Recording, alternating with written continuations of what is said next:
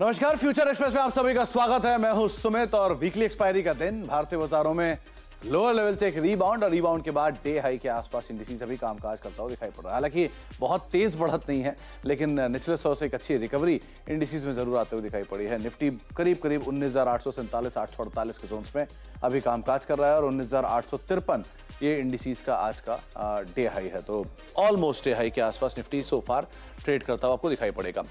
Nifty के साथ साथ आप निफ्टी बैंक लेकर आइए, मिड कैप स्मॉल कैप लेकर आइए, क्योंकि मिड कैप में भी रिकवरी है, 0.5% के आसपास की बढ़त है। निफ्टी बैंक डे हाई पर ऑलमोस्ट ट्रेड करता हुआ, हालांकि है फ्लैट, लेकिन फ्लैट टू पॉजिटिव साइड पर है। और मिड कैप इंडेक्स भी ऑलमोस्ट डे हाई के आसपास कामकाज कर रहा है, 1/4% की बढ़त वहां पर है। स्मॉल कैप इंडेक्स भी ऑलमोस्ट डे हाई पर सो फार ट्रेड करता हुआ। तो लोअर लेवल से रिकवरी है और रिकवरी के बाद indices more less day high के आसपास ट्रेड करते हुए।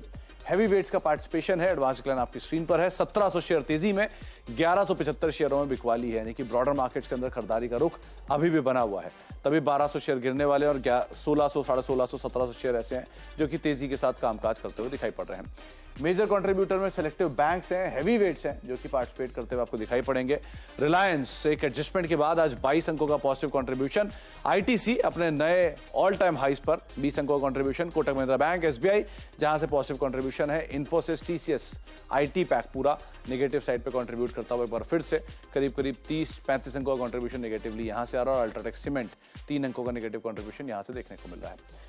आज हम बातचीत करेंगे प्रशांत जी से। प्रशांत सावंत हमारे साथ मौजूद हैं, उनसे हम बातचीत करेंगे मार्केट्स को लेकर, एक रुख रवैया समझेंगे और साथ ही साथ इंडिविजुअल स्टॉक्स पे बातचीत होगी, सस्ता ऑप्शन आइडेंटिफाई करवाएंगे। लेकिन उससे पहले कुछ ऑप्शंस के नंबर, जहां पर 19,800, 19,850, 19,900 कॉल राइटर्स का बड़ा जोन, लेकिन 19,800 के जोन्स में मेजर पुट राइटिंग भी आपको दिखाई पड़ेगी। तो 19,800 क्रूशियल जोन है जिसके ऊपर आप नजर रखें, बड़ा जमावड़ा यहां पे आपको दिखाई पड़ेगा। इसके अलावा निफ्टी बैंक लेकर आएगी कि वहां पर भी लोअर लेवल से रिकवरी है, हालांकि अंडर परफॉर्मेंस इंडेक्स के सामने करीब 45,700, 45,800, 46,000 के जोन्स में कॉल राइटर्स हैं और नीचे 45,500 के जोन्स में, 45,600 के जोन्स में आपको पुट राइटिंग दिखाई पड़ेगी। लाइकवाइज क्योंकि ब्रॉडर मार्केट्स के अंदर तेजी का रुख है, तो आप 50-50 रेशियो मान के चलिए फ्यूचर साइड पे, क्योंकि बहुत ज्यादा बदलाव नहीं है। 65 और 19 शेयर लॉन्ग साइड पर हैं और 18 और 77 शेयर शॉर्ट साइड पर हैं। तो ये 55-45 के रेशियो में आज कामकाज होता हुआ दिखाई पड़ रहा है। कहां पर लॉन्ग्स है? लॉन्ग्स आपको आज दिखाई पड़ेगी कुछ सेलेक्टिव हैवी वेट्स में। एचडीएफसी एएमसी में अभी कुछ देर पहले यतिन एक न्यूज बता रहे थे, उसका इंपैक्ट यहां पर है। लॉन्ग बिल्डअप 4% की तेजी। डॉक्टर रेड्डीज 2% ऊपर, एम्फेसिस करीब 2% ऊपर, ग्लेनमार्क फार्मा 1.5% ऊपर, मैरिको करीब 1.5% की तेजी यहां पर है। चीनी में खरीदारी तो शॉर्ट कवरिंग है बलरामपुर चीनी में। पॉलीकैब लगातार तेजी के साथ कामकाज कर रहा है और बहुत स्ट्रॉन्ग शॉर्ट कवरिंग आज भी है। RBL bank, Alkem lab, ITC कुछ ऐसे नाम जहां पर शॉर्ट कवरिंग का ट्रिगर है। इसके अलावा शॉर्ट बिल्डअप है एबीबी में, वो ग्लोबल नंबर्स आया उसका एक इंपैक्ट है पूरे कैपिटल गुड्स स्पेस में। तो एबीबी, सीमेंस दोनों में बिकवाली। श्री सीमेंट वो न्यूज फ्लो के बीच में करीब 2% नीचे, रैमको 1.5% नीचे। रिलायंस आज ये अनवाइंडिंग नहीं है क्योंकि इसमें एक एडजस्टमेंट है, तो इसलिए नंबर ठीक नहीं दिखेगा आपको, इसलिए इसको अवॉइड करिए। एलएनटी टेक 2.5% नीचे, SBI card, L&T finance holding numbers के बाद नीचे और आईटी में से इन्फोसिस नंबर से ठीक पहले 2% बिकवाली यहां पर देखने को मिल रही है। इन आंकड़ों के बीच में बातचीत करते हैं प्रशांत जी से। प्रशांत जी नमस्कार, स्वागत है कार्यक्रम में। पहले तो मार्केट्स पे आपका व्यू, किस तरह से आप देख रहे हो? लोअर लेवल से एक बढ़िया रिकवरी तो आई है इंडिसेस में, ये सस्टेनेबल है क्योंकि एक्सपायरी का दिन है, इसलिए कैसे सेकंड हाफ की पिक्चर ड्रॉ होगी? जी सुमित जी, गुड आफ्टरनून और सभी दर्शकों को नमस्कार। तो एक चीज जो मैं पहले निफ्टी के फ्यूचर्स पे बात करूंगा, फिर बैंक निफ्टी। तो कल जब हम क्लोज हुए 19,870 जुलाई के फ्यूचर्स में, वॉल्यूम्स बहुत ड्राई थे और आज के भी मार्केट में वॉल्यूम्स काफी ड्राई है। तो नॉर्मली जब ड्राई वॉल्यूम्स में इंडेक्स चलता है तब मैं इंडेक्स से थोड़ा सा दूर रहता हूँ और मुझे लग रहा है कि ये जो एक इमोशनल टर्बुलेंस है 20,000 के लेवल का, वो उसके लिए एक क्लियर इम्पैक्ट है। उसी के साथ आज जो रिलायंस के साथ जियो फाइनेंशियल के लिस्टिंग हुए, तो वो थोड़ा सा क्लैरिटी ओवरऑल नजर नहीं आ रही है। तो ये एक एक्सपेक्टेड मूव है और इसीलिए मैं इंडाइसेस पे यानी निफ्टी पे फिलहाल मेरी सलाह होगी कि अगर कोई लॉन्ग होल्ड कर रहा है तो करंट प्राइस है 19,850 ऑलमोस्ट फ्यूचर्स में, आप एक ट्रेलिंग स्टॉप लॉस रख दीजिए 19,750 770 के जोन में, depending on your risk ability. 70 से 100 पॉइंट नीचे अगर आप ऑलरेडी लॉन्ग होल्ड कर रहे हो, तो ताकि कोई रिवर्सल आए तो आपका प्रॉफिट बुक हो जाए। बट अगर आपको किसी भी वजह से 19,950 दिख जाए फ्यूचर्स में, तो मेरी एक स्ट्रिक्ट सलाह होगी कि स्ट्रेट प्रॉफिट बांध लीजिए। ये क्यों होगी? क्योंकि आखिरी के जो 50 पॉइंट है वो आप छोड़ दीजिए और 19,950 पे अगर आप प्रॉफिट बांध पाए तो मेरे हिसाब से ये काफी near to the current swing top होगा। वहां पे आप बुक कर लीजिए और फिर वेट कीजिए, या तो नीचे लेवल्स पे मिल जाए या थोड़ा 50 पॉइंट ऊपर 20,050 भी मिल जाए, तो भी आप कन्विक्शन के साथ ट्रेड कर सकते हो। बट अगर 19,950 मिले और वहां प्रॉफिट बुक नहीं करें, तो 100-150 पॉइंट अगर निकल जाए तो शायद फिर एक लॉजिकल ट्रेड नहीं होगा। तो मेरी सलाह होगी कि फिलहाल 19,770-750 इस जोन में ट्रेलिंग स्टॉप लॉस, बट अगर 950 के लेवल आ जाए तो स्ट्रेट प्रॉफिट बुक कर लीजिए। मैं इसके सामने जब बैंक निफ्टी को देख रहा हूं तो मुझे लग रहा है कि यहाँ पे स्कोप ज्यादा है। अभी हम ऑलमोस्ट 45,800 पे हैं। मुझे लग रहा है कि एक बार यहाँ से 750-800 के जोन में फ्यूचर्स ट्रेड कर रहे हैं। एक बार यहाँ से 200 पॉइंट दूर जो रेजिस्टेंस है 46,000, 46,000 का, इसके ऊपर क्लोज मिलना जरूरी है, क्योंकि मैं 200 पॉइंट के लिए बैंक निफ्टी में रिस्क नहीं लूंगा। अगर 200 पॉइंट के लिए रिस्क लेनी है तो मुझे 100 पॉइंट का स्टॉप लॉस लगाना होगा, जो कि फिलहाल वैलिड नहीं लग रहा है। तो मैं वेट करूंगा कि मुझे 46,000 के थोड़ा ऊपर 46,050-40 के जोन में एक क्लोजिंग मिल जाए। उसके नेक्स्ट डे में लॉन्ग जाऊंगा, मेरा स्टॉप लॉस होगा वहां पे 45,600, 400 पॉइंट की मेरी रिस्क होगी। मैं टारगेट स्ट्रेट रखूंगा 47,000 का, 1,000 पॉइंट का। मुझे लग रहा है वहां से bank Nifty with crucial support from HDFC bank एक बहुत स्ट्रॉन्ग रैली देख सकती है। तो फिलहाल मैं इन 200 पॉइंट के लिए बैंक निफ्टी में पार्टिसिपेट नहीं करूंगा। मैं वेट करूंगा एक क्लोजिंग के लिए करीबन 46,000, 40-50 के जोन में। उसके बाद डेफिनेटली एक पोजिशनल लॉन्ग इनिशिएट करूंगा, जहां पे मेरा स्टॉप लॉस जैसे मैंने कहा 45,600, और होल्ड करूंगा फॉर टारगेट्स अराउंड 47,000। तो 47,000 के टारगेट्स के लिए अभी नहीं, 46,000 के ऊपर आप लॉन्ग जाएंगे, लेकिन वेट करिए, ज्यादा बेटर है 200-300 पॉइंट के लिए। निफ्टी, हालांकि आपने बिल्कुल सही कहा प्रशांत ने कि 19,950 ये साइकोलॉजिकल बैरियर हो सकता है एक बार को, तो उसको आप टारगेट आधार मानिए और जैसे ही वहां पर आए आप वहां पे प्रॉफिट बुक कर लें, ज्यादा बेटर है। एक और अपडेट आपकी स्क्रीन पर आप चलता हुआ देख ही रहे हैं कि आईटीसी अपने नए ऑल टाइम हाई पर है और मार्केट कैप 6 लाख करोड़ के पार पहुंचता हुआ दिखाई पड़ रहा है। तो देश की ये शायद 5वीं, 6ठी या 7वीं सबसे बड़ी कंपनी के तौर पर अब आपको वो कार्यरत होते हुए दिखाई पड़ेगी, क्योंकि एडजस्टमेंट्स हैं तो उस हिसाब से करीब 6 लाख करोड़ रुपए के आसपास की मार्केट कैप। और एफएमसीजी की दूसरी मेजर एचयूएल करीब 6,30,000 करोड़, 35,000 करोड़ की मार्केट कैप, और आईटीसी 6,10,000 करोड़ के आसपास की मार्केट कैप है, 6,01,000 करोड़ की मार्केट कैप आप देख ही रहे हैं। तो एक बढ़िया तेजी आईटीसी में अपने नए ऑल टाइम हाइस पे कामकाज कर रहा है। इस पे आगे हम बातचीत करेंगे, लेकिन प्रशांत जी, अब क्योंकि मार्केट्स की स्थिति को देख कर लग तो नहीं रहा कि आप हीरो जीरो ट्रेड देंगे, तो इंडिविजुअल स्टॉक्स कहां पर आप लॉन्ग शॉर्ट हो? जी सुमित जी, डेफिनेटली मैं आज अवॉइड कर रहा हूँ हीरो जीरो, सिर्फ इस वजह से कि थोड़ी सा, एक तो हम रेजिस्टेंस के करीब है और दूसरी बात थोड़ा सा मार्केट में एक टोटल क्लैरिटी मिसिंग है रिलायंस की वजह से। तो मैं फिलहाल, हालांकि मुझे लग रहा है इंडेक्स दोपहर में एक डिसेंट मूव देख सकता है, क्योंकि जो पिछली एक्सपायरी हुई थी वहां करीबन पुट राइटर्स के खिलाफ एक मूव आई थी 19,500 के पुट राइटर्स के खिलाफ। तो आज हो सकता है कि कॉल राइटर्स के खिलाफ एक मूव है, बट ये टोटली एक एक्सपेक्टेशन पे होगा, तो इसलिए मैं अवॉइड करूंगा। इंडिविजुअल स्टॉक्स की जहां पे बात हो रही है वहां पे मुझे अच्छी अपॉर्चुनिटीज नजर आ रही है। फर्स्ट पिक मेरी होगी बलरामपुर चीनी। यहाँ पे मैं स्पॉट में 377, 377 ये स्टॉप लॉस रखूंगा। मेरा टारगेट होगा 415। काफी वक्त से बलरामपुर चीनी 400 के एम लेवल को रेजिस्ट कर रहा है, तो इस बार मुझे लग रहा है कि चांसेस है हम इसके ऊपर निकल जाए। सेक्टर के टेलविंड्स है तो वहां पे स्ट्रेंथ है। नेक्स्ट पिक होगा फार्मा सेक्टर से लॉरस लैब्स। यहाँ पे मेरा स्टॉप लॉस होगा 342, 342। जो टारगेट मैं देख रहा हूँ वो 375, 375 का देख रहा हूँ। और आखिरी पिक पोजिशनली, शायद मैंने पिछली बार या 1-2 हफ्ते पहले भी ये कहा था, जहां से एक अच्छी मूव आई थी कोल इंडिया और उसने 240 की गैप को रेजिस्ट किया था। अब फिर से हम एक अच्छे लेवल पे आए। यहाँ पे एक पोजिशनल नजरिया रखना चाहिए। करीबन हम 229 के आसपास स्पॉट में है।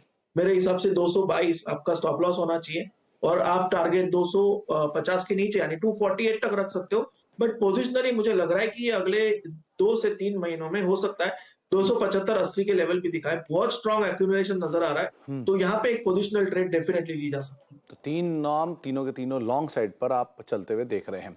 आगे में प्रशांत जी से बातचीत करेंगे, लेकिन अब एक और खास मेहमान हमारे साथ मौजूद है। पहले तिमाही में मास्टेक के नतीजे मिले जुले रहे हैं। कंपनी की डॉलर रेवेन्यू में करीब 2-2.25% की बढ़त रही है। कंपनी के मार्जिन में 1% का सुधार हुआ है। हालांकि मुनाफे में स्लाइटली स्लगिश नंबर आए हैं। नंबर से बातचीत करने के लिए हमारे साथ मास्टेक के सीएफओ अरुण अग्रवाल सर मौजूद भी हैं। अरुण सर, नमस्कार, स्वागत है कार्यक्रम में। पहले तो नंबर्स को लेकर एक आपका मैं की रैप चाहूंगा, किस तरह के नंबर्स पारी देखने को मिले हैं, क्या क्या की हाईलाइट रहे हैं नंबर्स के अंदर, और अभी का प्रेजेंट जो demand scenario specially US market and western markets का, वो कैसा है? क्योंकि बाकियों की कमेंट्री में ये बात कही गई है कि Q2 onward situation under review रहेगी, आप भी ऐसी मान रहे हो क्या? तो हमारी बिजनेस में मिक्स रिएक्शन आया है। In terms of growth, as you rightly said, हमें 2.3% का ग्रोथ आईना टर्म्स में देखने मिला है। कांस्टेंट करेंसी में 0.4% क्वार्टर ऑन क्वार्टर है। बट अगर आप एनुअल ग्रोथ देखेंगे with the help of acquisition which we have done last year, and the growth जो हमारे बिजनेस में आई है वो रफली 27% आईएनआर में है और कांस्टेंट करेंसी में 20% है। सो बिजनेस में मोमेंटम बिल्ड हो रहा है। मोस्ट इम्पॉर्टेंट है कि जो हमारी यूएस बिजनेस में हम मोस्टली फ्लैट चल रहे थे, वहां पे ऑर्डर बुक में सिग्निफिकेंट इंक्रीज दिखाई दी है लास्ट क्वार्टर में, बिकॉज जो हम इन्वेस्टमेंट लास्ट 12-18 महीने में कर रहे थे और हमारी यूएस की जो फोकस थी, वहां पे हमें अब ग्रीन ट्रेंड दिखाई देना चालू हो गया है। सो वी बिलीव कि यूएस में हमें ग्रोथ दिखाई देना चालू होगा आने वाले क्वार्टर के अंदर, जो लॉन्ग ओवरड्यू था। यूके मार्केट में अगेन हम काफी रेजिलिएंट और सस्टेनेबल मॉडल में ऑपरेट कर रहे हैं। हमारा गवर्नमेंट पब्लिक सेक्टर में जो बिजनेस है वो काफी स्टेबल है और वहां पे कंसिस्टेंट हमें ग्रोथ मिल रही है। इस क्वार्टर हमारे पास नंबर ऑफ डेज का इम्पैक्ट था यूके में, because eastern and other festival की हॉलीडेज होती हैं और हमारा टीएनएम एंगेजमेंट्स काफी हाई है वहां पे, सो वहां पे हमें थोड़ी इम्पैक्ट आई। But as a business environment, delay in order booking तो हमें दिखाई दे रही है, बट हमारी जो पाइपलाइन है वो बहुत रोबस्ट है और ग्रीन शूट्स हमें दिखाई देने चालू हो गए हैं। तो we feel positively optimistic as we go about for rest of the year, but market में delay in decision making तो बहुत common है, and जो बाकी कंपनियों से आपको सुनने मिल रही है इंडस्ट्री में जो व्यू आ रहा है, व्यू quite common है। हमारे भी वही इश्यूज आ रही है कि डील जो मार्च में होने चाहिए थी वो जून में क्लोज हुई है, बट वो क्लोज हो रही है, वो इम्पोर्टेंट है। सो ग्रोथ आगे आने वाले क्वार्टर में दिखाई देगा। अगर डील टाइम से क्लोज होने लग जाएंगी तो ऑर्डर ग्रोथ की परसेंटेज भी इंक्रीज हो जाएगी। तो अरुण सर, क्या क्लाइंट स्पेंडिंग को लेकर डिले या उनके डिसीजन मेकिंग में डिले, ये पार्ट आप नोटिस कर रहे हो क्या? और दूसरा, यूके मार्केट में क्योंकि आपने बोला कि फरलोज ज्यादा थे इस वजह से इम्पैक्ट आया, तो अगर नॉर्मल सिचुएशन अब क्योंकि आ चुकी है तो अगले क्वार्टर के लिए क्या हम वो पुरानी ग्रोथ देखेंगे जो 10-10.5% की लास्ट क्वार्टर में आई थी, वो नंबर आएगा या उससे थोड़ा सा नीचे? कैसे देखेंगे हम उसको? अगेन सुमित जी, हम गाइडेंस नहीं देते थे, but as a concept UK में ग्रोथ दिखाई देगी, बिकॉज नंबर ऑफ डेज का जो इम्पैक्ट है वो नहीं रहेगा। बिजनेस स्टेबल और ग्रोथ प्रोफाइल में है।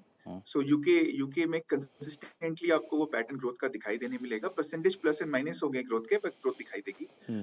डिसीजन इन डील मेकिंग में जो डिले है वो है, जैसे फॉर एग्जांपल जो डील हमने जून में क्लोज की, and I am talking about A $5 million deal जो हमने यूएस में क्लोज की, as per expectation we were supposed to close in April. Okay. So spend में curtailment नहीं है, spend में delay है। लोग थोड़े cautious हो गए हैं, should we spend in this month or should we spend after 3 months, वो एक पैटर्न बन रहा है। सेकंड पैटर्न ये हो रहा है बिकॉज ऑफ कॉस्ट फोकस होने की वजह से अप्रूवल मैट्रिक्स बढ़ गई है।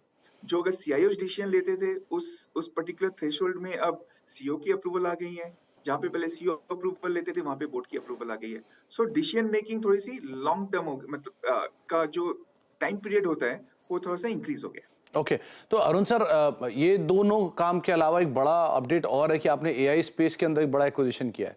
सो और ये इमर्जिंग स्पेस है, सब everybody wants to listen about it कि कैसा अब मास्टेक का सिचुएशन रहेगा AI को लेकर, क्या एक्विजिशन है, कैसे काम करेगा, कब तक वर्कआउट होगा, कब तक नंबर्स हम इसे देखेंगे, इसके बारे में कुछ डिटेल्स?